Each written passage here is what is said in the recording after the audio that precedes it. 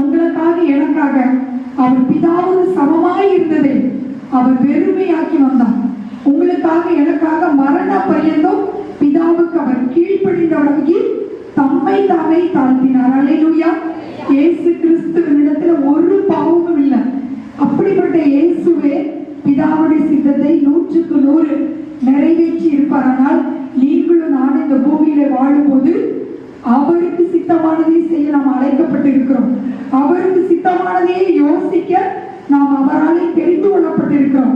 கர்த்தருக்கு சித்தமானது அவர் கையினால் நமக்கு வாய்க்கும். நீங்கள் எந்த காரியத்தை கொண்டு கவலைப்பட வேண்டியதில்லை.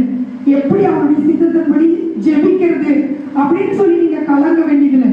பரிசுத்த ஆவியானவர் உங்களுக்குள்ளே இருக்கிறார், எனக்குள்ளே இருக்கிறார். ரோமர் 8:26 நீங்க வாசிச்சு பாருங்க. அந்தபடி ஆவியானவரும் நம்முடைய பலவீனங்களில் நமக்கு உதவி செய்கிறாராம்.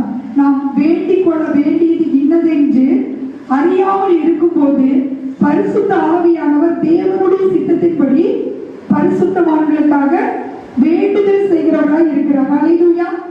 உங்களுக்கு இருக்கிற ஆவியானவர் தேவனுடைய சித்தத்தின்படி வேண்டுதல் செய்வார். வாக்கு கடங்காத பெருமூச்சுகளோடு நமக்காக வேண்டுதல் செய்வார். சில நேரத்துல பாருங்க, நம்மால் ஜெபிக்க முடியாது. நம் சரீரத்துல பலவீனம் இருக்கும்போது, வியாதி இருக்கும் பொழுது, அநேக பிரச்சனைகள் போராட்டங்கள் இருக்கும் போது நம்மால் ஜெபிக்கவே முடியாது. அப்படிப்பட்ட நேரத்தில் ஆவியானவர் உங்களுக்குள் இருந்து ஜெபிக்க வைப்பார். வாக்கு கடங்காத பெருமூச்சுகளோடு அவர் வேண்டுதல் செய்து உங்கள் வாழ்க்கையில் அற்புதங்களை செய்ய வல்லவராய் இருக்கிறார். அல்லேலூயா. ஆகவே நம்ம வாழ்க்கையில நம்ம ஜெபத்துக்கு பதில் வரலையா, சோர்ந்து போகாதீங்க. 1 தெசலோனிக்கேயர் 5:18 வாசிக்கிறோம். எல்லாவற்றிலேயும்